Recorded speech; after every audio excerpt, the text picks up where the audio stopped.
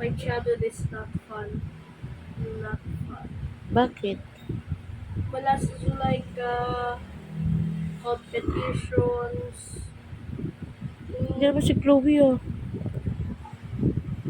I didn't even experience fun with my siblings. Buti na lang nung 8 years old ako, nandito si Zulayka. Without her, I'd never enjoy 8 years old.